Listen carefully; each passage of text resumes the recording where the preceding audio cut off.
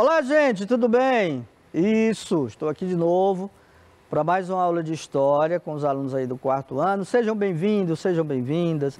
Queria mandar o meu abraço pessoal aqui, a galerinha aqui que está aqui na cidade, mas também que está lá na zona rural assistindo aula. Gente, já ouvi comentários de mães, alunos assistindo bem distante. Comunidade Santa Luz, aqui próxima, cidade que vai na estrada que vai para a União, ligadinho aí, certo? Muitas vezes é a única forma que vocês têm para ter acesso às nossas aulas, ok? Mas não percam as aulas da TV, elas são muito importantes, tá bom? Sobretudo as aulas de História, Geografia e Português, que são as aulas que a gente está conectado aí, que fazem parte do nosso currículo, tá bom? Perdeu alguma aula? Ah, professor, minha conexão falhou, não deu certo aqui, caiu, bugou, tá? Então, o que você faz? Pede o link lá, seu professor, geralmente é compartilhado lá nos grupos, e aí você assiste a hora que você quiser, acessa lá, te inscreve lá no canal, é muito bom, porque quando você se inscreve, as notificações já chegam direto para você, tá ok? Então, na medida em que é publicado, essas notificações já chegam e você já fica sabendo que chegou uma aula lá do professor JJ. Tudo bem? Bom, História. História, conta-se muita história, certo? Mas hoje eu tenho uma história bem bacana para contar para vocês, que é exatamente sobre essa galera aqui, ó, povos da América e da África e migração do Brasil. Gente, é muito bom quando você tem, por exemplo, você anda por aqui, pelo estado, aqui por Teresina, e você encontra pessoas diferentes. Aí de repente você encontra lá o povo da China, lá numa pastelaria, tá? De repente você encontra algum gringo, né, vindo lá dos Estados Unidos, ou alguém vindo lá da Europa, ou alguém vindo da Venezuela, como a gente está percebendo muito agora. Então, esse povo todo são o que a gente chama de imigrantes. Eles vieram de seus países para cá, muitas vezes em decorrência de algum problema, outros em busca de melhores condições de vida, né, comercialização, etc, ok? A presença portuguesa, grupos indígenas e africanos. Ora, quando a gente fala, sobretudo, sobre grupos indígenas e africanos, são os dois povos que fizeram parte integrante da formação do nosso povo, da nossa etnia, tá? Nós somos oriundos de índios, caboclo e africanos, tá? Brasil não tem raça pura e não tem raça. Nós temos um povo misturado, miscigenado, tá bom? Bom, nossa habilidade, perceber que os migrantes trazem consigo valores, hábitos, costumes e tradições do lugar de origem, interagindo com novos lugares, convivendo com novos costumes e tradições. Por exemplo, recentemente eu tive contato ali no centro de Teresina com um chinês. Bom, é complicado você entender, mas alguns já falam um pouco de português, tá? E você percebe como é diferente as tradições, os costumes que eles têm. Geralmente eles são muito disciplinados, são muito rígidos, mas você nota logo essa diferença. Primeiro pela língua. A comunicação é importante, então a língua é o nosso instrumento de comunicação, então isso já dificulta, tá? Mas eles são extremamente bacanas. Bom, eu trouxe uma leitura para a gente poder se conectar ao nosso tema, é uma conexão. Vocês vão acompanhar daí, eu vou ler daqui pausadamente, vocês vão ler comigo, tá bom? Leiam comigo o texto. A nação brasileira é constituída pela pluralidade cultural e os imigrantes ajudaram no processo de formação identitária do povo brasileiro. Quando a gente fala pluralidade, plural é muitos, é mais de um, é mais de dois, é mais de três, certo? Então é essa mistura. O Brasil é uma nação multicultural, constituída por diversas culturas, diversas etnias indígenas, pelo colonizador português, pelos negros escravizados que vieram da África, e além dessas culturas também fomos influenciados pelos imigrantes europeus e asiáticos que vieram morar em nosso país. Quando a gente fala europeus, por exemplo, nós temos portugueses, espanhóis, franceses, italianos. E quando a gente fala asiático, nós temos os chineses, os japoneses, ok? Os imigrantes italianos foram os responsáveis por trazer a pizza e a sopa. Tá vendo aí? Se não fossem os italianos, vocês não teriam como comer uma pizza, uma sopa. É, professor, sopa? Pizza, certo, mas sopa? Exatamente, sopa, tá? Os alemães trouxeram a cerveja, as carnes salgadas e defumadas. Por exemplo, linguiça. Gente, os alemães, eles são ficcionados em uma linguiça. É interessante, mas é uma tradição deles. A batatinha, as linguiças e salsichas, certo? Os portugueses vieram com pão, os japoneses nos influenciaram a comer verduras, legumes e peixes, também herança cultural indígena. Por exemplo, sushi. Até provável aí a década de 70, início de 90, gente, sushi era algo assim de outro mundo. Quando a gente falava em sushi, era só podia comer sushi quem era muito rico. Hoje o sushi virou uma espécie de iguaria popular, né? Certo? Que é originária lá do povo asiático. A alimentação no Brasil sofreu e ainda sofre várias influências da culinária internacional. Entretanto, a alimentação do brasileiro começou a sofrer mudanças principalmente no início do século XIX, com a influência dos primeiros imigrantes que chegaram. Atualmente, com a globalização, podemos saborear a culinária de várias regiões do mundo na própria cidade em que moramos. Por exemplo, no caso mesmo do sushi, né? É uma coisa que a gente pede e que vem, o pessoal vem deixar na nossa porta e a gente saboreia com maior tranquilidade. Então, isso aqui, gente, são influências na cultura, na culinária, que a gente sofreu desses povos vindo da Europa e dos povos asiáticos. Bom, olha para essas fotos aqui.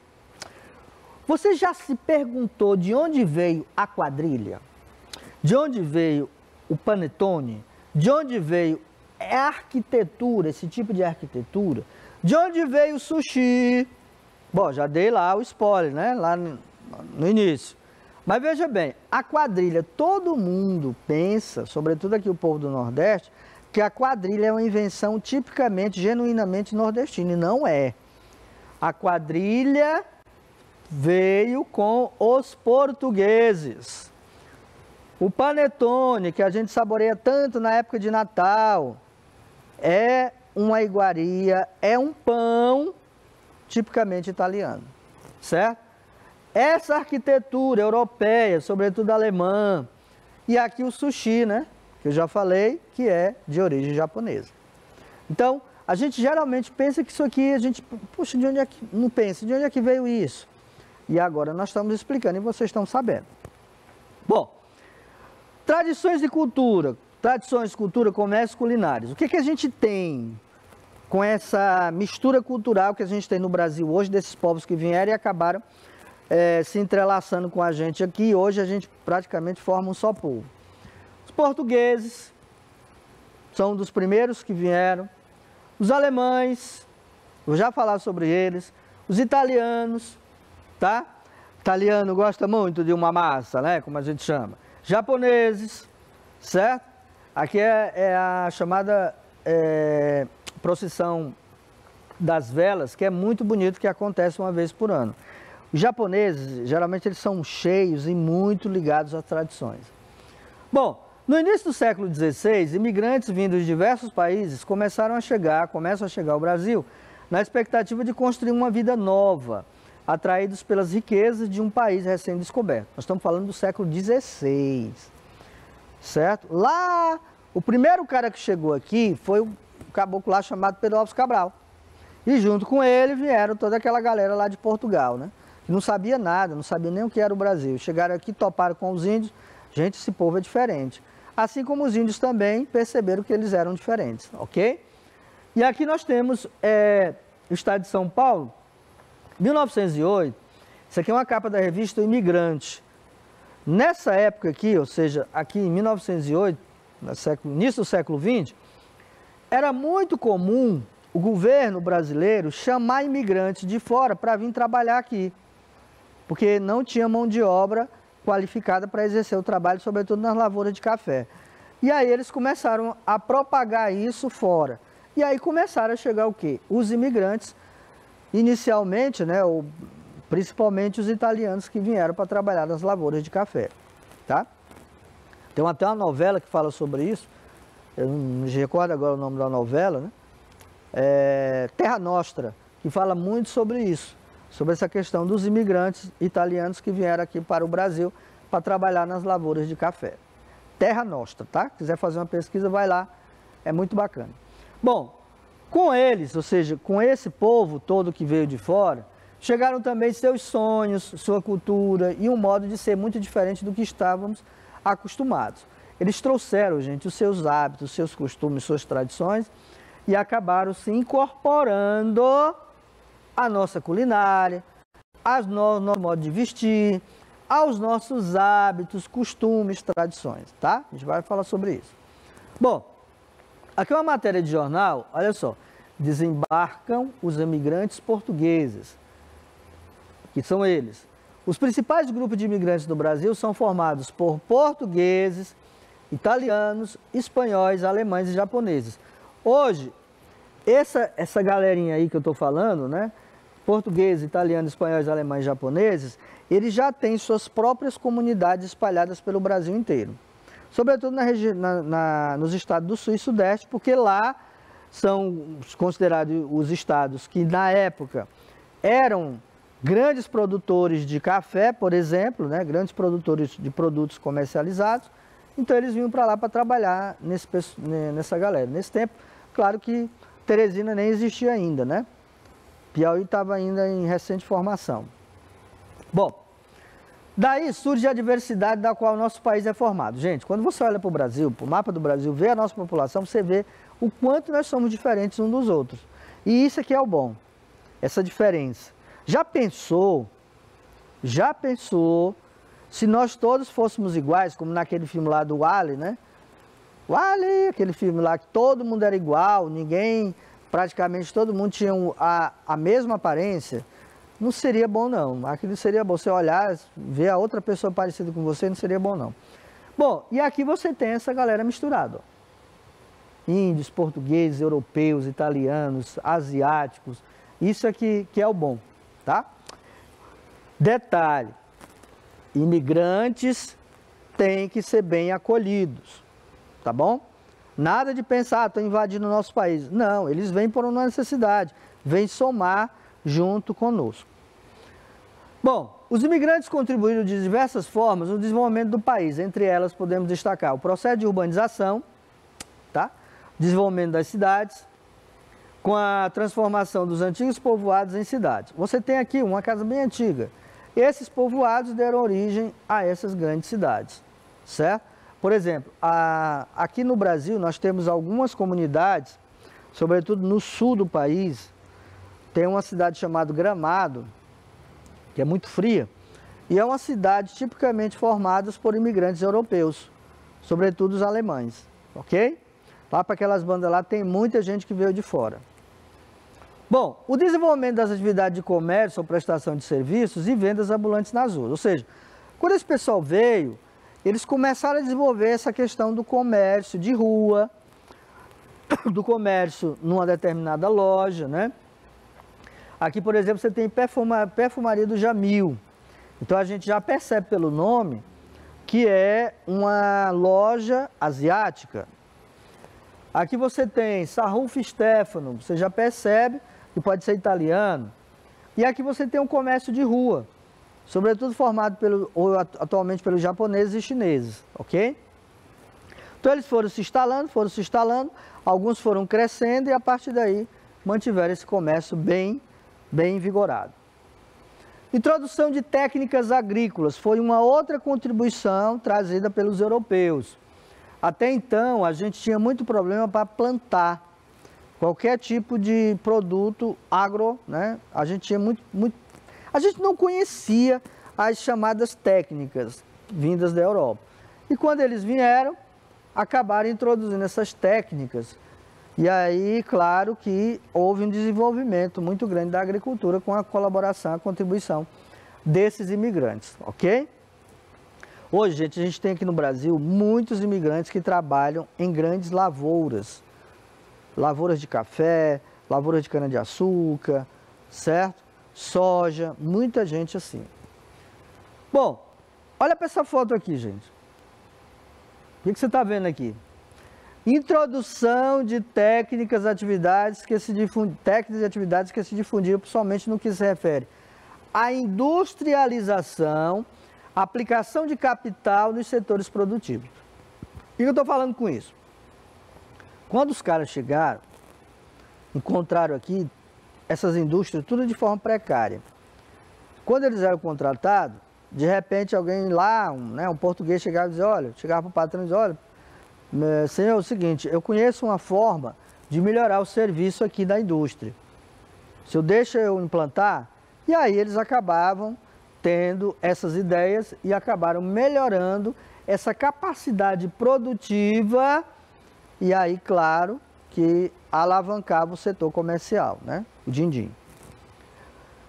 Realmente, a culinária italiana veio para ficar. E aí nós entramos na questão. Nós falamos lá sobre a contribuição no comércio, na indústria desses imigrantes e agora na culinária, que é a minha parte preferida, tá? Quando você olha para cá, dá água na boca, né? Vê pizza e panetone, aqui essas iguarias, gente, é uma maldade. Mas vamos lá. Veja o exemplo do panetone, o bolo recheado de frutas e uvas secas. Eu até algum tempo pensava que o panetone fosse uma espécie de bolo. Aí depois descobri que é um pão, só que é um pão diferente. É um pão que ele tem todo um formato diferente, o assado dele é diferente e é comercializado sobretudo na época de Natal, né? É uma tradição. E aqui você tem a culinária italiana. Ela é muito recheada, muito à base de massa, de pães, ok? Bom, imigrantes europeus chegou ao Brasil ainda no século XIX. Aqui é o desembarque desses imigrantes, lá pelo volta de 1930. A imigração subvencionada se estendeu de 1870 a 1930. Gente, imigração subvencionada é aquele tipo de imigração em que o governo traz esses imigrantes de lá, por exemplo, da Itália, para cá, sobretudo com o objetivo, trabalhar nas lavouras de café, nessa época aqui, ok? Hoje é um pouco diferente. Hoje os caras chegam aqui, se instalam, montam seu comércio, começam a vender e aí começa a prosperar. Bom, característica dos imigrantes no Brasil. É bom a gente pensar nisso, porque a gente vai descobrir como é que esses caras estão, as tradições, os costumes, como é que eles estão vivendo. Bom, etnia. A história da imigração no Brasil começou em 1808. Por que 1808? Bom, veja bem, 1808, eu já expliquei isso aqui numa aula, estava lá Dom João VI em Portugal. E ele estava lá praticamente encurralado por um outro cara, bem baixinho, né, chamado Napoleão Bonaparte. O Napoleão estava invadindo toda a Europa. E aí Dom João VI disse, rapaz, o caboclo está vindo lá, o que a gente faz? Ih, vamos para o Brasil, porque o Brasil é colônia de Portugal. E aí Dom João arrumou lá suas malas. Quando eu digo arrumar malas, é muita gente, porque era a corte inteira. Dizem a história que eram mais de 13 caravelas. Vieram todos para cá. Quando chegaram aqui, se instalaram no Brasil, desalojaram muita gente e aí foram já esses primeiros imigrantes, ou seja, vindo com Dom João VI, vindo de lá de Portugal para se instalar aqui no Brasil, fugindo de Napoleão. Bom, quando ele chegou, a primeira coisa que ele fez foi abrir os portos às nações amigas, sobretudo a Inglaterra, que era uma grande parceira, porque na verdade a Inglaterra ajudou Dom João VI a vir de lá para cá, para o Brasil. Acompanhou toda a esquadra, né, de Dom João VI até o Brasil. Quando ele chegou, ele disse, rapaz, os ingleses são nossos amigos, vamos abrir os portos para ele. Aí abriram e aí começou esse grande comércio. Assim, para povoar o território, vieram famílias portuguesas, açorianas, suíças, prusianas, espanholas, sírias, libanesas, polonesas, ucranianas e japonesas, que se estabeleceram no Rio Grande do Sul. Daí, por isso que a gente chama que a região sul é a região que mais tem imigrantes vindo de outros países. Cultura. Nós falamos sobre etnia, agora cultura. Então, vimos duas características desses imigrantes. Relacionada à etnia, agora relacionada à cultura. O grande destaque foram os italianos e os alemães, que chegaram em grande quantidade. Eles se concentraram na região sul e sudeste do país, deixando importantes marcas de suas culturas para o país, principalmente na arquitetura, na língua, na culinária, nas festas regionais e folclóricas. Aqui você tem, tipicamente, culinária italiana, tipicamente, culturas lá da parte do sul. Bom, e a culinária? Falamos sobre etnia, cultura e agora culinária. Bom, gente, quando você olha para cá, você imagina logo, é hora do almoço. Não. Culinária. Você tem nessa culinária massas, sobretudo em relação aos italianos, gostam muito de uma massa. Massa, quando eu falo, é macarrão, tá, lasanha, etc. Pães, molhos, variando muito de região para região. Aqui você tem tipicamente uma comida alemã, muito carregada à base de muita linguiça, ok? Aqui o sushi, japonês. Aqui a comida italiana, aliás, portuguesa. E aqui a culinária italiana, como eu já falei. Bom, olha só. Antes da gente passar para o nosso desafio, deixa eu mostrar uma coisinha aqui para vocês, que é bem interessante. Olha para cá. Olha para essa imagem. O que você está vendo aqui? Olha para essas mãos aqui. O que você percebe? Cores. Tá, tudo bem, beleza, bacana. Cores. Mas cores de um planeta. Se você olhar fixamente, é como se você estivesse vendo o planeta. Chegou? Chegou o planeta Terra? Muito bem, beleza. Porque, gente, o planeta Terra, ele é um planeta carregado de misturas. E o Brasil é um celeiro dessas misturas. Nós temos essa capacidade, nós somos um povo muito acolhedor. E nesse acolhimento a gente acaba se misturando com essas culturas, com essas tradições, tá? Então aqui você tem povos indígenas, que inclusive estão precisando de muita ajuda, né? Porque a gente está percebendo aí, na época quando o Cabral chegou eram mais de 6 milhões, é estimativa histórica. Hoje não chega a 250 mil. Então esse povo todo foi sendo exterminado. E como é que você acaba por exemplo, com a população indígena? Tirando o que é mais precioso dele, que é a terra. Tá ok? E aqui no Piauí nós tivemos indígenas. Tem muita gente que acredita que no Piauí não tem indígena. Tem, nós temos comunidades indígenas ainda. E aqui no Piauí nós tivemos indígenas, quando os portugueses chegaram.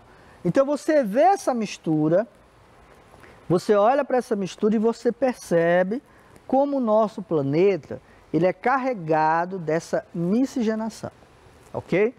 E outra coisa, quando você percebe que toda essa cultura, essas tradições, esses costumes, esses hábitos, que foram trazidos lá, por exemplo, da Europa, os povos portugueses, os povos alemães, ou mesmo dos povos asiáticos para nós aqui, é algo extremamente belo, extremamente importante para a nossa associação com esse pessoal, tá? Então a cultura, as tradições, os hábitos, os costumes fazem parte também hoje integralmente. E é bom quando você mistura. Porque, na verdade, a gente não vive num mundo em que você tem um mundo paralelo ali, isolado. Não. Né? O mundo hoje, como a gente chama, é globalizado. Se ele é globalizado, merece toda essa mistura. E é muito bom, gente, quando você conhece a cultura de um povo. Acha estranho? Acha, tudo bem. É estranho? É. Mas é muito bom quando você percebe que o outro tem uma outra forma de ver, uma outra perspectiva, por exemplo, em relação à culinária, né? Eu vou perguntar agora, quem é de vocês, pergunte aí para o seu pai ou para a sua mãe, você pode perguntar para o seu pai e sua mãe, ou mesmo sua avó, seu avô, se ele conhecia sushi na época em que ele era menino. Provavelmente ele vai dizer que não, tá? Sushi é uma iguaria, um alimento que a gente começou a consumir lá pelo finalzinho lá da década de 90, por aí. Porque até então era algo que pertencia apenas às classes mais altas. Apenas a galera que tinha muito dinheiro é que conseguia absorver, né, comer sushi. Hoje não, hoje virou um popular. Você compra aí 10 sushi por 12 reais, beleza, e come tranquilamente. Claro que a gente pode dizer assim, mas não é o verdadeiro sushi. Não é, mas é uma mistura.